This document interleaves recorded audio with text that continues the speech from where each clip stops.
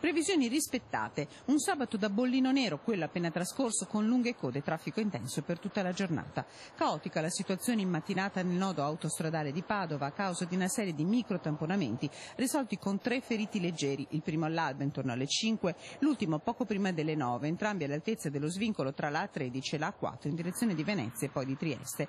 Tanto è bastato per creare incolonnamenti che hanno interessato per alcune ore l'intera tratta tra Padova Ovest e Venezia.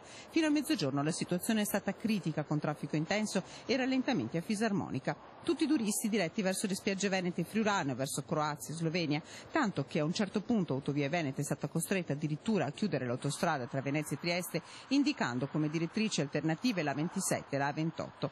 La situazione è andata migliorando a partire da mezzogiorno e poi per il resto del pomeriggio. Il traffico resterà intenso anche per tutta la prossima settimana. Sabato 13, nuova giornata da bollino nero con nuove partenze e i primi rientri in città.